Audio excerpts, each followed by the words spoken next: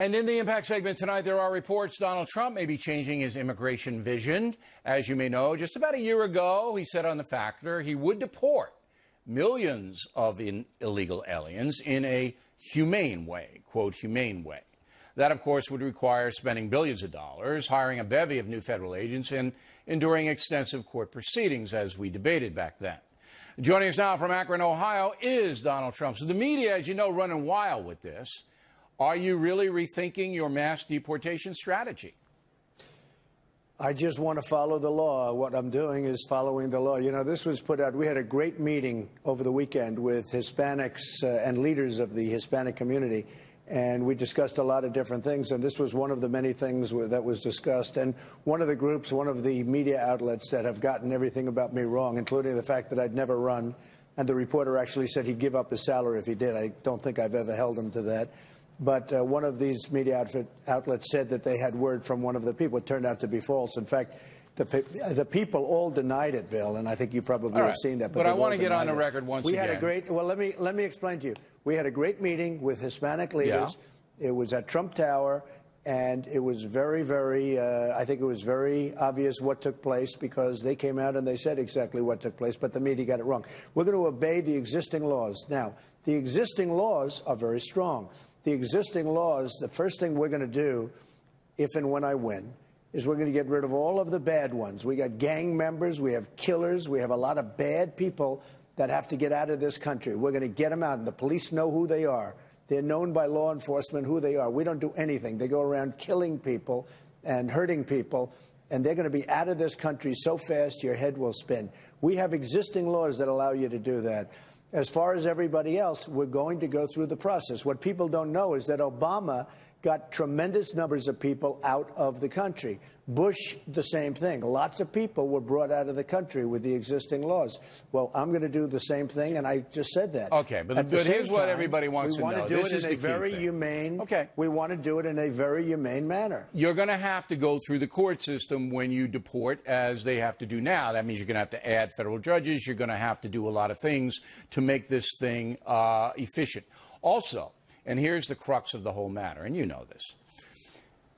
The actual seizure of human beings, taking them from their homes and putting them in a detention center so that their illegal alien status can be adjudicated. Do you see that as something? You don't have to put them in a detention center. Bill, you're the first one to mention detention center. You don't have to put them in a detention center. All right, so you wouldn't do that. You'd keep them in their homes. These people. No, I never said. I never even heard the term. I'm not going to put them in a detention center. Well, you cited Dwight Eisenhower. Mr. Trump, you cited Dwight Eisenhower on this program. It was in 1952. Right. Who, by the way, deported tremendous numbers. Well, he rounded them up. I mean, he did do that. He took them out. And so when you cited him as an example of someone that you would emulate, that's what the conclusion is. Yeah, I said that it's something that has been done in a very strong manner. I don't agree with that. I'm not talking about detention centers. I have very, very good relationships with a lot of people, a lot of Hispanic people. We're talking about it. We're going to get rid of the bad ones. The bad ones are going to be out of here fast. And you know there are plenty of bad ones. Gang members, gang leaders. Sure, you look at Los Angeles, you see what's happening. Right. They're going out fast. They're going to be out of here so fast your head will spin.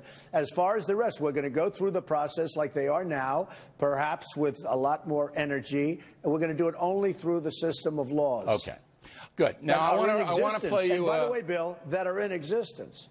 I know. I mean, they haven't enforced immigration law since Ronald Reagan in this country. Everybody knows that.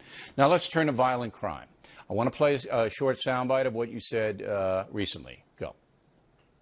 The chaos and violence on our streets and the assault on law enforcement are really and truly an attack against all peaceful citizens. If I'm elected president, this chaos and violence will end, and it will end very, very quickly. So how? You have in Chicago a problem. Did you know that murders in Chicago are up 50% this year from last year? I know it. I know it very well. And they can't solve it. They can't solve it. State of Illinois, City of Chicago can't do it. Well, you know why they can't solve it? Because I don't think they have the right people in charge. So, all right. So specifically, how do you do it? How do you do it? I know police in Chicago. If they were given the authority to do it, they would get it done. How? You have unbelievable. How? By being very much tougher than they are right now. They're right now not tough. I mean, I could tell you this very long and quite boring story, but when I was in Chicago, I got to meet a couple of very top police. I said, how do you stop this? How do you stop this? If you were put in charge to a specific person, do you think you could stop it? He said, Mr. Trump, I'd be able to stop it in 1 week. And I believed him 100%. How? Did he tell you how he would be able to stop it? No, he wants to use tough. He wants to use tough police tactics. But you have to have a warrant to arrest people. You can't beat them up. You have to have a warrant to arrest them. You have to have. All I know is this: I went to a top police officer in Chicago, who he's not the police chief, and I could see by the way he was dealing with his people. He was a rough, tough guy. They respected him greatly. I said, how do you think you do it? He said, Mr. Trump, within 1 week, we could stop much of this. But he didn't tell you exactly precisely how, because that's no, and I didn't ask him because I'm not the mayor of Chicago. But I tell you what, I sent his name in and I said, you probably should hire this guy because you have, you know the expression, you have nothing to lose? Look at what's going on in Chicago. It's horrible. This guy felt totally confident that he could stop it in a very short period of time. So it's a little bit like we could win the war a lot quicker if we'd let our generals do the job properly. This was a man. But you have to have a strategy, though. What I'm trying to get is you have to have a strategy. I'm sure he's got a strategy. Okay, but you're going to be. If you're president, you're going to have your strategy. So let's just take a very micro issue: attacks on police. All right. So they're rising because they're being police officers in some places being demonized, and now unstable people. And people are being coddled. Okay. People are being coddled. So you're president. How are you going to stop attacks on police in the present climate? Well, first of all, we need somebody that's going to be a cheerleader for the police to an extent. Right now, I just left the Akron police and some other people, and they are terrific people, and they feel like they're being left behind by our leadership. They're not being respected by our leadership, and they literally, they don't have spirit. They lose their spirit. Every time something happens, it's the police's fault. Look, your tone is pro-police. You have to have. Well, how do you stop the bad guys from attacking them? By giving them back your spirit and by allowing them to go and counterattack. I mean, it's ridiculous what's happening. They're not respecting the police anymore, and the police are afraid to do anything. I've spoken to so many police. I mean, I've gotten to know them. I have endorsements from, like, almost everybody in terms of police and law enforcement. And I've spoken to so many, and they're afraid to do anything because they don't want to lose their job. They don't even want to talk to people anymore because they're afraid that something will happen. That'll be the end of their job, their pension, their family, the whole thing. They're petrified to act. Are you going to make governors like Cuomo in your state of New York, are you going to change their minds about their liberal policies that do, and Mayor de Blasio in the city in which you live, that, you know, he almost encourages bad behavior toward police, that mayor? How are you ever going to change a Governor Cuomo or a Mayor de Blasio? Well, first of all, de Blasio has been a terrible mayor. The police have no respect for him whatsoever. They dislike him tremendously. And in fact, for a period of time, a long period of time, and they'd like to do it again, they turn their back whenever he speaks. I mean, they literally turn a whole police force. But how are you going to change him and change policy? They're going to have to change themselves. All I can do is from the top, I would be very, very strong in terms of being a cheerleader for the police. They do a great job, and they're not recognized for it. And when they do have a problem, when something happens, whether it's a road cop, which can happen, or whether somebody makes a mistake, it's on your show and every show for the next 2 weeks. It's very unfair. And I was saying the other day, they can do 200,000 great acts, 200,000, and one bad one, whether it's, again, bad or whether it's a mistake, who knows. And it's on the evening news for 2 weeks. That's an excellent point. They don't talk about the 200,000 good things. The media has been derelict in that as well.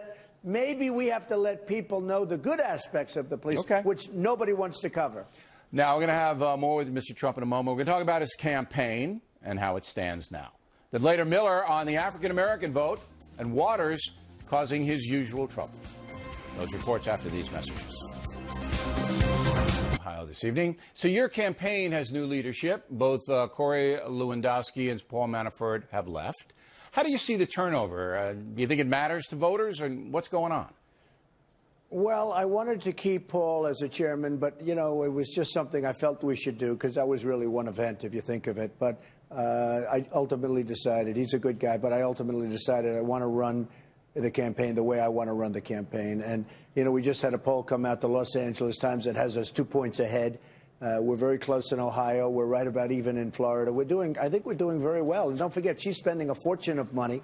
And when people find out that she wants 550% more Syrian refugees to come pouring into our country, you know, speaking about law enforcement from your previous section, she wants 550% more Syrian refugees to come pouring in. I think a lot of people are going to stop thinking about her. I think it's ridiculous. Frankly, with the email scandal, I don't even know how she's able to run. It's because people don't pay that close attention. But anyway, let's get back to your campaign staff. When you're president, if you win, you're going to have to put together a staff, all right, of people to advise you and help you run the nation. Now you've turned over 2 guys in less than 6 months. Now, would it be fair to say your judgment about those 2 men wasn't good? Would that be unfair? Well, in the meantime, in my company, I have people for many, many years, and I've done that. I just wanted to make this change. I felt very comfortable with the people that I have. I've liked them for a long time, and I wanted to make this change for a while, and I made it. You know, we have like 3 months to go, and I wanted to make sure that it was something that I wanted. And I like these people. I've always felt comfortable, and I decided to do it. Now, the debate is going to be everything. You know that, right? In polls now, whether the LA Times has you ahead by 10 or 2, or you're behind 85, or what, it doesn't matter. The first debate is going to be the Super Bowl of debates, all right? So you and Hillary Clinton, all right? And everybody's going to be watching. Even the pinheads who don't watch will hear about it, and they'll see it on the internet after the fact. Right. All right. You understand that this is make or break, right? The debate. It's make or break. Well, I think it's going to be very important. I don't know if it's make or break, but I've done well in the debates. I had 17 people in the debates, and, you know, I'm the one that survived. And I've enjoyed the debating process. I never debated before professionally or as a politician because I was never a politician before. But we had 11 debates that I participated in, and according to everybody, I did very well. All right. Now, are you going to call her crooked Hillary during the debate? I mean, are you going to do that, or are you going to keep it at a issue based? Well, I'm not going to say what I'm going to be doing, but I'll be doing what I'll be doing, and she's going to do what she's going to do, and we'll see what happens. Look, but you must be preparing, right? I'm sure you got people in your organization that are preparing. You're preparing now. You're going to have stacks of research, and there's got to be ways in which to go. I'm just trying to get the tone and what you're, and of course that could change in 30 days. But the tone right now is: are you going to be the guy you were in the Republican? You know, boom, take no prisoners, or are you going to be a little bit more measured? Well, I don't want to really say that. I'm not sure exactly which way I'm going to go, but I may be the way I was, and I may be a much different person. I can't tell you. All right. I don't think I'd tell you. You know what? If I knew, I don't think I'd tell you, frankly. But it'll be an interesting period of an hour and a half, I guess, I can't it's scheduled wait. for. And I can't probably wait. A pretty big audience, almost as big as the O'Reilly factor. Well, right? you should Not have me quite, but moderate the debate. I mean, and then, I mean, okay it with just, me. it's gloves off. I'll bet you'd be fair, too. All I would. want is a fair moderator. I'll be absolutely That's all fair I to want. both of you, as I have been in this campaign so far. My job is to let the folks see you and Secretary Clinton as best I can put you in focus, not to push any agenda and not to do anything. And you know that. You get mad at me sometimes. But that's my job. Last question for you. They have said that this has been the worst 2 weeks of your campaign, all right? And now you have the new management, and now you're doing things a little bit differently. Do you feel that the last 2 weeks, beginning pretty much with the Muslim family, were the worst part of the campaign? I don't think so. I mean, they'd ask me a question, I give them an answer. Like, for instance, when I said that President Obama was the founder of ISIS and he's going to get the MVP award next week, and then they say, well, Mr. Trump knows he wasn't the founder of ISIS. You know, they take it and they dice it up and chop it up. Sure. And it's very unfair. No, I don't think so. I think I've done very well. I think, frankly, the media, and you know this because you cover it all the time, in the history of politics, there's never been a more hostile media than to Donald Trump. So they'll take a perfectly good statement that I make, dice it up, chop it up, and then cover it for 3 days solid on some of the other networks. You may be right about that. But not too much. You may be right about that. I think we did very well. And I think the last week, and I think you've seen this, I think the last week has been the best week that I've ever had from the beginning, and that starts with the primaries.